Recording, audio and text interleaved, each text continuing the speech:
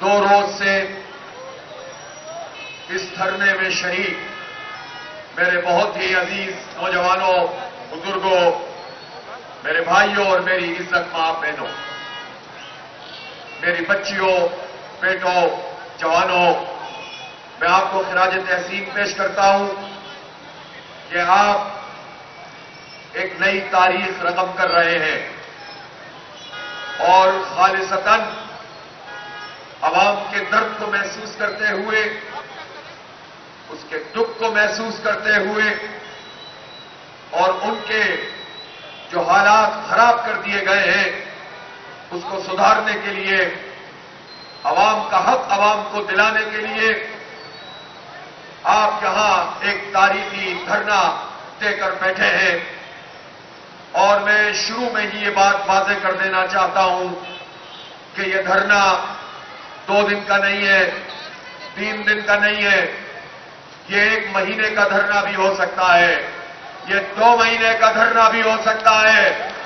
اور اگر حکومت نے ہمارے مطالبات کو نہیں مانا، عوام کو ریلیف نہیں دیا، بجلی کی قیمتیں کم نہیں کی، آئی پی پیز کو لگام نہیں دی، تنخواہ داروں کا ٹیکس ختم نہیں کیا، سلیب جو لگایا ہے وہ ختم نہیں کیا، پیٹرول کی لیوی ختم نہیں کی، تو پھر یہ دھرنا یہاں بھی رہے گا اور آگے بھی بڑھے گا۔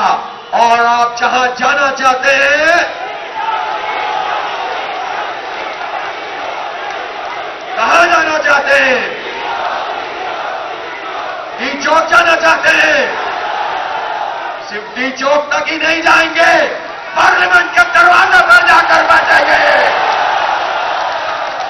پارلیمنٹ کے دروازے پر بیٹھیں گے اور پھر اس جعلی اسمبلی اور حکومت کو ان کا راستہ بند کر دیں گے۔ اس لیے حکومت کے لوگوں اس بات کو سمجھ لو کہ ہم حق لینے آئے ہیں، اپنا نہیں، پاکستان کے 25 کروڑ لوگوں کا حق لینے کے لیے آئے ہیں۔ ہم اپنے نوجوانوں کو مایوسی سے نکال کر امید کا پیغام دینے کے لیے آئے ہیں۔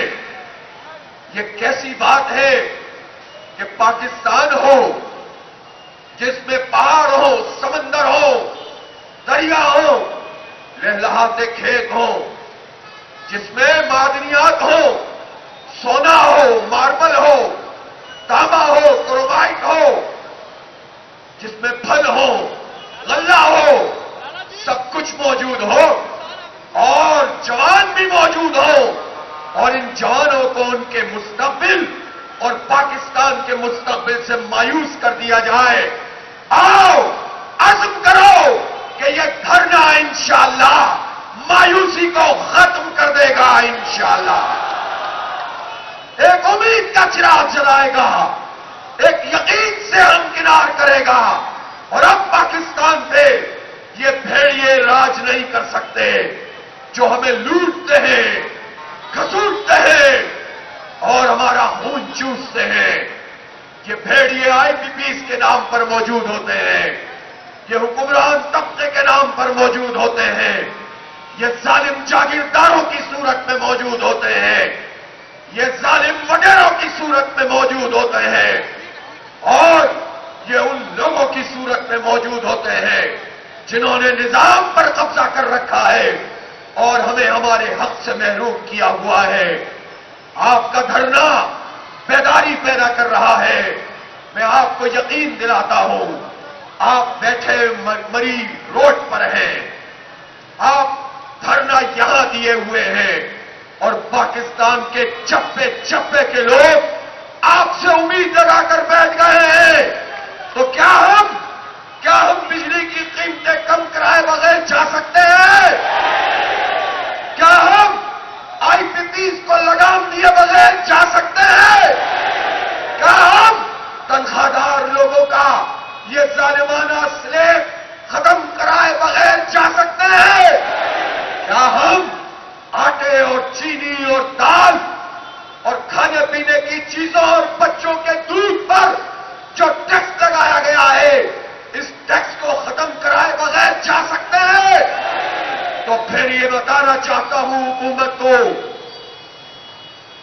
انہوں نے چاروں طرف کنٹینر لگا کے اسلام آباد کو بند کر دیا، یہاں کے شہریوں کو تنگ کیا، اور انہوں نے چاروں طرف کے راستے بند کر کے یہ سمجھا کہ جماعت اسلامی کا راستہ روکا جا سکتا ہے۔ پھر انہوں نے ایک اور سازش کی کہ کسی طرح یہ دھرنے کے لوگ جب مختلف جگہوں سے آئیں تو پھر اس کے بعد ایک تصادم پیدا ہو جائے، پولیس کو ہمارے مقابلے میں لا کر کھڑا کر دیا جائے۔ میں پولیس کے کرپٹ افسران کی بات نہیں کرتا، میں تو اس پولیس والے کی بات کرتا ہوں کہ جس کو صرف آپ کے پرامن دھرنے کو روکنے کے لیے دو دن تک انہوں نے سڑکوں پہ کھڑا رکھا ہے۔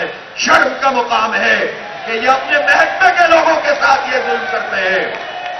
یہ ہمیں اس سپاہی سے لڑانا چاہتے تھے، ہمیں اس افسر سے لڑانا چاہتے تھے کہ جو اگر ایمانداری سے کام کرے اور رشوت نہ لیتا ہو تو وہ بھی آپ ہی کی طرح بجلی کا بل ادا کرنے کے قابل نہیں ہے۔ یہ ہمیں آپس میں لڑوا کے یہ حکمران طبقہ اپنے مذموم مقاصد پورے کرنا چاہتا تھا، لیکن ہم اس بات کو اچھی طرح سمجھتے ہیں کہ 2 اسٹیپ بیکورڈ ہو کر کیسے آگے بڑھ کر حملہ کیا جاتا ہے۔ اس لیے ہم نے امن کو ترجیح دی، ہم نے پرامن سیاسی مزاحمت کو ترجیح دی۔ ہم واپس بھی جا سکتے تھے، لیکن ہم نے فیصلہ کیا کہ ایک دھرنے کو کئی دھرنوں میں تبدیل کریں گے، اور 26 کے اوپر دھرنا ہوا، اور 0 پوائنٹ پہ دھرنا ہوا، یہاں مری روڈ پہ دھرنا ہوا، اور جن لوگوں تک ہماری کمیونیکیشن نہیں ہو سکی وہ تو ٹی چوک پہ بھی جا کر بیٹھ گئے تھے۔ ٹی چوک کا دھرنا تو ہو چکا ہے اور حکومت شکست کھا چکی ہے، اور ہم یہ بتانا چاہتے ہیں کہ ہم نے امن کو ترجیح دی ہے، ہم نے جد و جہد کو ترجیح دی ہے، اور ہم نے یہ فیصلہ کیا ہے کہ اب حق لیے بغیر واپس نہیں جائیں گے۔ میں حکمرانوں سے، ان کے وزیروں سے، ان کے مشیروں سے، پرائم منسٹر صاحب سے یہ کہنا چاہتا ہوں کہ آپ اس خوش فہمی میں نہ رہیں کہ ہمیں مذاکرات میں انگیج کر کے ہم سے کہیں گے کہ آئیں بھائی اچھے بچوں کی طرح ہم سے بات چیت کریں، دھرنا مؤخر کر دیں اور ہم پھر کمیٹی بنا دیں۔ یہ کمیٹی بات کرتی رہے، 4 باتیں مانے، 5 باتیں نہ مانے، اور اس کے بعد پھر کہیں کہ اچھا ایک اور کمیٹی بنا کر ہم دیکھ لیتے ہیں، اور پھر ہم دوبارہ کہیں کہ دھرنے کے لیے آئیں گے۔ تو اس خوش فہمی میں شہباز شریف صاحب آپ نہ رہیے۔ اب سیدھی بات یہ ہے کہ اگر تم مذاکرات کرو گے تو دھرنا بھی ساتھ چلے گا، مذاکرات بھی ساتھ چلیں گے، اور جب تک ہمارے مطالبات نہیں مانو گے، نہ صرف یہ کہ یہ دھرنا یہاں جاری رہے گا، اگر تم نے ٹال مٹول سے کام لیا، 1-2 دن سے زیادہ مذاکرات کو طویل کیا، تو پھر ہم پیش رفت کریں گے، پھر ہم آگے کی طرف بڑھیں گے، پھر ہم اسلام آباد میں جائیں گے، اور پھر ہم پارلیمنٹ ہاؤس میں بھی جا سکتے ہیں۔ تیار ہے کہ نہیں تیار ہے؟ اور صرف اتنے ہی نہیں جائیں گے، میں جانتا ہوں کہ آج کی حاضری کل سے بھی زیادہ ہے۔ آج تو مائیں بہنیں بھی آ گئی ہیں، آج تو بچے بھی آ گئے ہیں، لیکن ایسا نہیں چلے گا۔ پہلا ٹاسک دے رہا ہوں آپ کو، پہلا ٹاسک یہ ہے کہ کل یہاں مری روڈ پہ یہ جو دھرنا ہے یہ ایک تاریخی جلسہ عام میں تبدیل ہو جائے گا انشاءاللہ تعالی۔ یہ چیلنج قبول کرتے ہیں، فون نکالیں گے، گھر والوں کو فون کریں گے، دوستوں کو فون کریں گے، احباب سے بات کریں گے، اور جس کو جانتے ہوں گے اس کو کال کریں گے کہ لوگوں آ جاؤ، اس دھرنے کو جوائن کر کے اس میں ایک بڑا جلسہ عام کرو، ایک قوت کا، عوامی قوت کا اظہار کرو، تاکہ یہ جو فیصلہ کن جنگ ہو رہی ہے اس میں ہم حکومت کو گھٹنے ٹیکنے پر مجبور کر رہے ہیں انشاءاللہ تعالی۔ تو میں پاکستان کے عوام سے کہہ رہا ہوں، نوجوانوں سے کہہ رہا ہوں، ماؤں بہنوں سے کہہ رہا ہوں، بزرگوں سے کہہ رہا ہوں، آئیے کل مغرب کے بعد جو تاریخی جلسہ عام یہاں مری روڈ پہ ہو رہا ہے اس کا کوئی سرا نظر نہیں آنا چاہیے۔ اچھے لینس والے کیمرے بھی پورا احاطہ نہ کر سکے، یہ ٹارگٹ آپ کو دے رہا ہوں، قبول کرتے ہیں کہ نہیں کرتے؟ اور تاریخی جلسہ عام ہوگا، اور کل کے جلسہ عام میں انشاءاللہ آپ کو بتا دوں گا کہ حکومت والے کیا چاہتے ہیں، ڈرامہ کر رہے ہیں یا پیٹرول کی قیمت، بجلی کی قیمت کم کرنا چاہتے ہیں؟ پھر جو چیز بھی ہوگی اس کے بعد ہو سکتا ہے جلسے کے بعد ہی مارچ شروع ہو جائے اور آگے بڑھنا ہم شروع کر دیں۔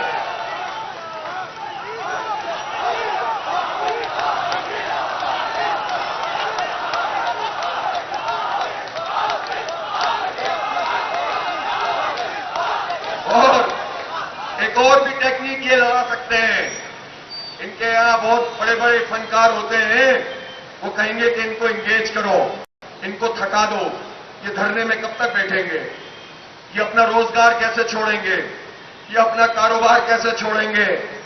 تو بھائی وزیر اعظم صاحب اور آپ کے وزراء، اب جیسے بھی ہیں آپ 47 کی پیداوار ہیں اور لا کر بٹھا دیے گئے ہیں، بہرحال آپ ابھی تو وزیر اعظم ہیں، اب جو بھی آپ ہیں آپ یہ بات سن لیجئے کہ ہمارا پہلا پلان تو اے پلان تھا، جس میں ہمیں جا کر ڈی چوک پہ آرام سے بیٹھ جانا تھا۔ جب آپ نے کنٹینر لگا دیے اور چاہ کے تصادم کر کے اس دھرنے کو ختم کریں اور جماعت کے لوگ بھی یہ سمجھیں کہ ہم نے بہت زبردست پولیٹیکل پوائنٹ اسکورنگ کر لی، ہنگامے ہو گئے، گولیاں چل گئیں، گرفتاریاں ہو گئیں، جانیں چلی گئی خدا نہ خواستہ، اور اب ہم یہ سب کچھ ہونے کے بعد کہہ دیں کہ ہم نے بہت تاریخی کام کیا اور گھروں کو چلتے ہیں، تو ہم نے آپ کا یہ پلان ناکام کر دیا اور بی پلان کے مطابق کئی دھرنے بیک وقت دیے اور یہاں پر آ کر ہم نے اپنا جو ہے وہ یہ پڑاؤ ڈال دیا ہے۔ تو آپ کیا سمجھتے ہیں کہ آپ اگر ہمیں انگیج کر کے ہمیں تھکانا چاہتے ہیں تو پہلے تو میں آپ سے پوچھتا ہوں کیا آپ تھکیں گے؟ آپ کو موجود رہنا ہے، آپ موجود رہیں گے؟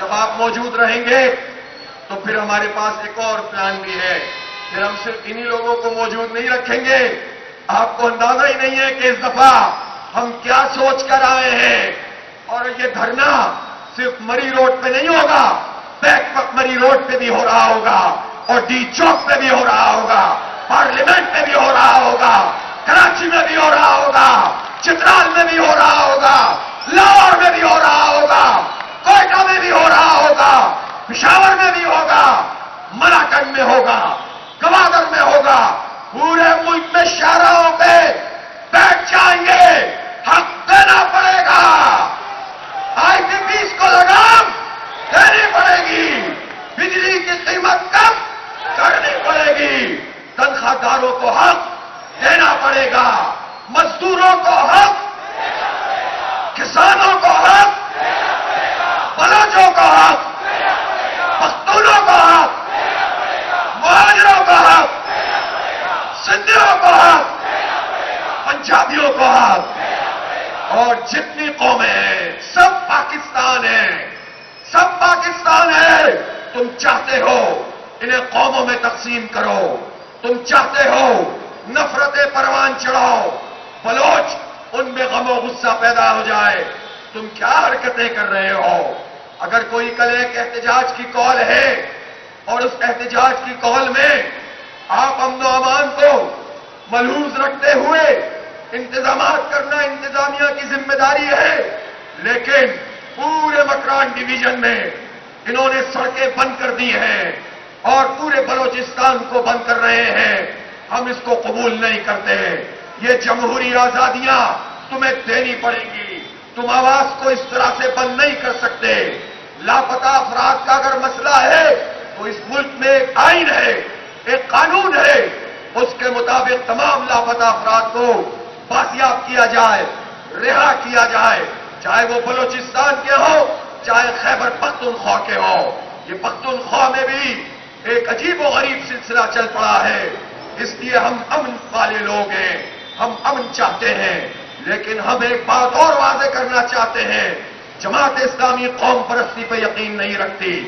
آپ بھی کبھی کبھی غصے میں آ کر قوم پرست بن کر سوچنا شروع کر دیں گے تو یقین کریں پاکستان میں جماعت اسلامی کے علاوہ کوئی فورس نہیں ہے جو ایک نظریے کی بنیاد پر، لا الہ الا اللہ کی بنیاد پر اس قوم کو متحد کرے، طاقت میں ڈالے اور ایک انقلاب سے ہمکنار کریں۔